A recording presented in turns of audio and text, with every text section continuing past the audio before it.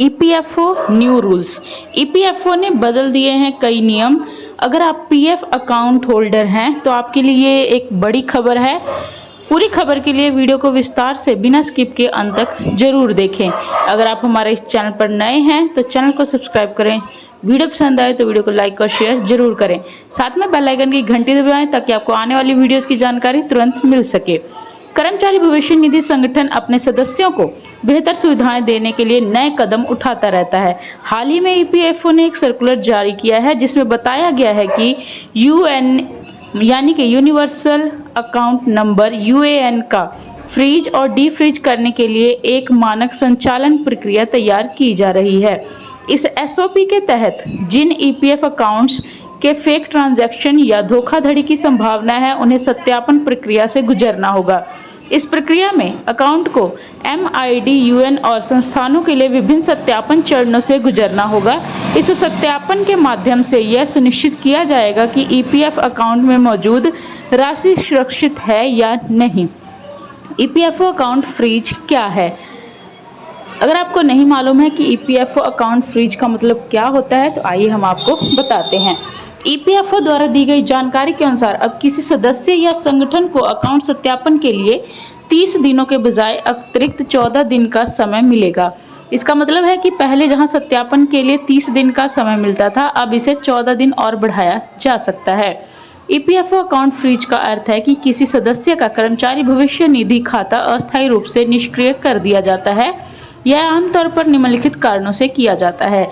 सबसे पहला कारण है धोखाधड़ी का संदेह। अगर ईपीएफओ को किसी खाते में संदिग्ध या फिर फर्जी लेन देन की संदेह होता है तो वे सुरक्षा के लिए उस खाते का फ्रीज कर सकते हैं। सत्यापन प्रक्रिया। खाता फ्रीज करके ईपीएफओ यह सुनिश्चित करता है कि खाते की सभी जानकारी और दस्तावेज सही और सत्यापित हैं या नहीं। तीसरे नंबर पर आता है कानूनी अनियमितता। अगर खाता धारक किसी कानूनी जांच में शामिल है तो खाता फ्रीज किया जा सकता है। खाता फ्रीज होने पर सदस्य खाते से पैसे नहीं निकाल सकते या उसमें कोई लेन देन नहीं कर सकते। खाते को फ्रीज करने का मुख्य उद्देश्य खाते में पड़ी राशि की सुरक्षा और किसी भी प्रकार की धोखाधड़ी से बचाव करना है।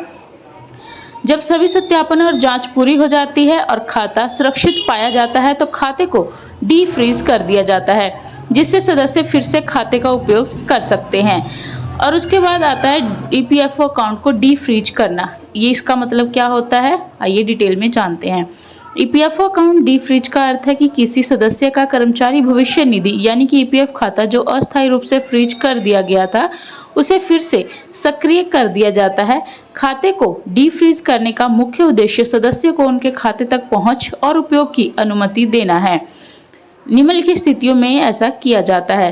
पहला होता है सत्यापन पूरा होना। जब ईपीएफओ द्वारा की गई सभी जांच और सत्यापन प्रक्रिया पूरी हो जाती है और खाता सुरक्षित पाया जाता है तो खाते को डी फ्रीज कर दिया जाता है।